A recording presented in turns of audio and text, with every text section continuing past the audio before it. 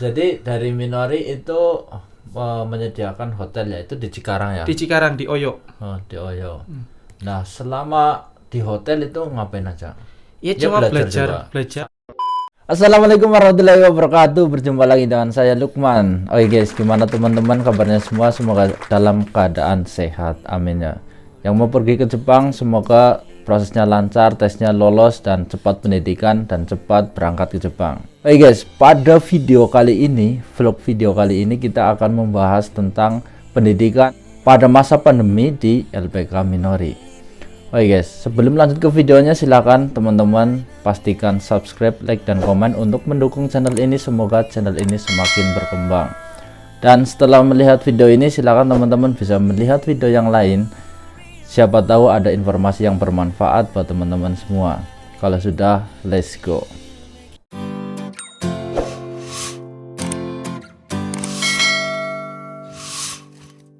Lukman Sakura. Hai guys, pada kesempatan kali ini ada narasumber yaitu junior yang baru datang ke Jepang. Ini baru 2 bulan ya, hampir 2 bulan. Kohei ini itu mengalami pendidikan di masa pandemi. Baik, kita langsung saja panggil saudara Ria Irawan dari Cilacap guys. Mana orang Cilacap? Nah ini guys, teman baru kita yang datang ke Jepang itu baru 2 bulan ya. Baru 2 bulan ini ya. Perkenalan dulu, namanya siapa? Ria Irawan. Ria Irawan. Berasal dari Cilacap. Oke, mana teman-teman dari Cilacap?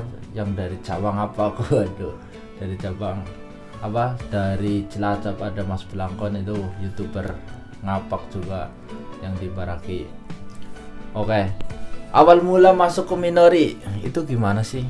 Kepikiran ke Jepang itu bagaimana? Awalnya sebenarnya gini Kang. Waktu aku masih kerja di Yamaha, Iya. dulu kan aku di Yamaha ya. Terus foreman itu bilang katanya daripada di Indonesia terus nggak, maksudnya ya kalau udah umurnya 23 kan udah susah nyari kerja. Iya. Jadinya saya kepikiran, oh iya, nyari-nyari gimana ya mau ngapain. Terus saya kepikiran suruh sama foremannya, aku dulu ke Jepang terus sekarang bisa jadi kayak gini ya karena dari Jepang gitu kan. Dari Jepang, ya. Nah jadinya saya terinspirasi, oh iya apa ke Jepang aja gitu. Terus disaranin kan sama foreman-nya suruh ke LPK apa dulu ya, Yutaka Karawang. Terus biayanya itu menurut aku terlalu mahal kan. Terlalu mahal. Karena aku nggak punya uang segitu, ya bukan terlalu mahal sih. Kalau mahal atau murahnya itu kan relatif lah ya. Menurut orang mahal terus ya berbeda-beda. Tapi terus ada yang ngomong ngasih rekomendasi itu kaitannya ke Minori. Biayanya itu rada ya mending lah. Mending ya. Murah. Terus ada dana talangan juga. Terus dapat gaji juga kan. Nah jadinya saya sebelum habis kontrak di Yamaha, terus saya daftar ke Minori. Nah alhamdulillah sebelum habis kontrak saya tes izin gitu kan. Sambil proses, terus 2 minggu sebelum habis kontrak itu kan udah lolos interview nih.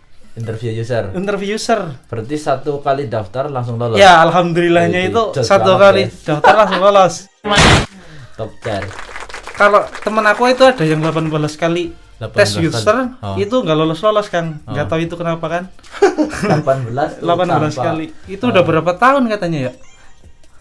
Tapi alhamdulillahnya 2 tahunan ya kayaknya. 2 tahunan. Cuma alhamdulillahnya saya langsung lolos sih. Tapi di Minori menurut saya rekomendasi banget sih, karena pertama ya karena kita di Minori itu tes pertamanya itu kan tes tahap awal. Tahap awal. Terus interview internal. Terus kan kita kalau di LPK lain kan pendidikan dulu baru dapat PT. Kalau di Minori itu kan enaknya kita udah jelas udah dapat PT, interview user, tes. Nah, kan jadi enak ada ya. Jelas gitu. Iya. Jadi waktu pemanggilan itu ada bidangnya gitu ya. Iya, ada bidangnya udah jelas nih, bidang kamu ini nanti gitu yang mau kalian jalani untuk tesnya itu udah tahu, misal scaffolding, panggilan scaffolding, berarti job kamu adalah scaffolding gitu kan. Iya, benar. Itu seperti itu. Sampai situ ya pengalamannya Iya. cukup. Nah, kita akan bahas pendidikan ya. Pendidikan di Minori kan pada masa pandemi itu bagaimana sih? Sebenarnya enak-enak gak enak sih Kang. Oh. Enaknya ya karena pandemi kan online, jadinya nggak terlalu nggak terlalu masuk gitu. Nggak Cuma terlalu masuk gitu. cuma kalau nggak enaknya ya gitu, nggak bisa bener-bener fokus belajar gitu ya. Kan ada lagi online nih, lagi video call tiba-tiba disuruh ngapain sama orang tua gitu kan, terus tiba-tiba ada temen main, kalau ditinggal itu kan nggak enak. Terus ada panggilan ke Minori lagi, katanya udah udah normal, terus tiba-tiba suruh balik lagi karena lockdown lagi gitu. Jadinya nguras waktu, nguras biaya juga ya. Yang jauh kasihan dari kampung ke Bekasi sekarang itu ya kan memerlukan ongkos, nggak ada uang kan, nggak ada kerjaan juga kan, nggak ada pemasukan. Itu seperti itu. Jadi setiap hari itu belajar atau gimana sih? Jadi kalau waktu masa pandemi itu online sih Kang, jadi tiap hari belajar. Setiap hari gitu ya setiap hari belajar. Cuma kita bahas nih, seandainya sekarang bab 15 gitu kan.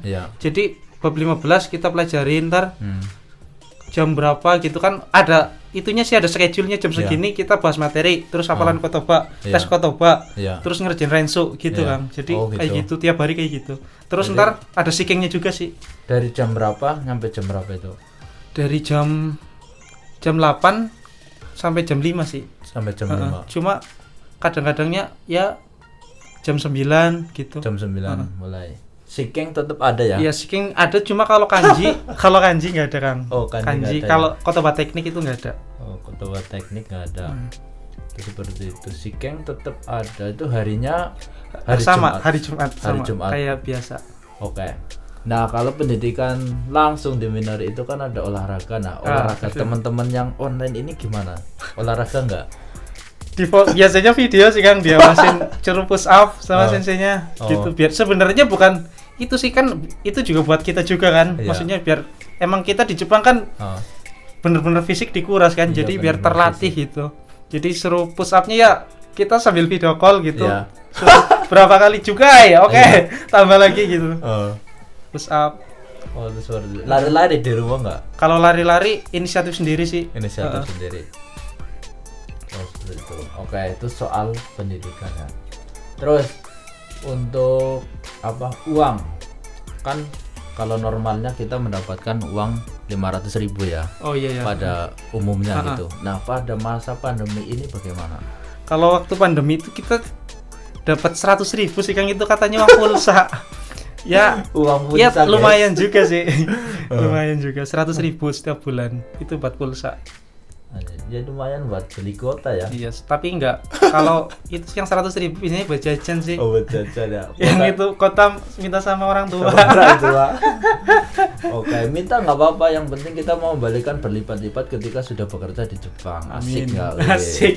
Berpuluh-puluh juta, beratus-ratus juta beliin sawah, wede. Kan senang banget gitu kan orang tua. Jangan khawatir gitu kan. Itu seperti itu. Oke, itu ya. Tadi soal uang. Terus soal pemberangkatan ya, langsung ke pemberangkatannya. Itu bagaimana? Waktu kita itu kemarin kan ceritain pengalaman menjelang pemberangkatan. Oh, itu sangat ya? Ya membuat jantung itu kayak ini jadi berangkat apa enggak gitu kan. Malu kan Kang, maksudnya udah setahun katanya mau ke Jepang, tetangga udah pada tahu. Iya. Kan mental juga kan. Iya, mental. Alhamdulillah dulu kita kan dipanggil ke Minori itu 2 bulan kan kita di karantina. Jadi karantina pertama, terus karantina lagi. Karantina lagi. Terus habis mau berangkat setengah bulan lah. Itu di hotel sih, alhamdulillah karantinanya di hotel. Karantina di hotel. Di hotel selama setengah bulan. Tapi itu biayanya dari Minori semua. Jadi dari Minori itu menyediakan hotel ya, itu di Cikarang ya? Di Cikarang, di Oyo. Oh, di Oyo. Nah, selama di hotel itu ngapain aja? Ya Ya, cuma juga. belajar Sama sama ya, belajar cuma dan belajar. makan dikasih sih. Jadi kita nggak boleh keluar kemana-mana. Oh, Makan aja dianterin ke kamar gitu. ya. Sama Jadi, pihak catering. pihak hotelnya ya? Iya. Pihak hotelnya nganterin makanan kepada kita gitu Iya, ya. Karantina 2 minggu yang mau berangkat ke Jepang gitu ya. Nggak boleh keluar-keluar. Tetap di hotel itu ya belajar, istirahat. Ya ini orang karantina ya cuma ya di situ-situ aja, nggak boleh keluar. Kayak seperti itu. Terus ada rapid nggak? Swab gitu iya, ya. tes swab. Nah, Kalau rapid itu saya berapa kali ya? 3 kali kayaknya. 3 kali. Jadi datang dari rumah ke situ di rapid lagi. Ya. Terus kalau ada orang baru lagi, kita ketemu orang lagi di rapid lagi. Di rapid lagi. Terus kalau mau berangkat itu pas lagi kita di karantina 3 hari sebelum berangkat, kalau nggak salah. Kalau nggak salah itu kita di swab. Swab ya. Tapi itu rasanya mantap. Di rumah sakit. Enggak, di Minori. Jadi Minorinya Minori. dain. Oh. Jadi Berarti dari panggil hotel gitu ya. Di hotel kita dijemput, terus suruh ke Minori. Iya. Kalau di itu kan di rumah sakit kan kita sama orang lagi kan. Oh iya, betul. Kemungkinan kalau di Minori Iya. kan kita orang-orang itu aja. Jadi di Minori ya. Itu diapain tuh? Di sogrok.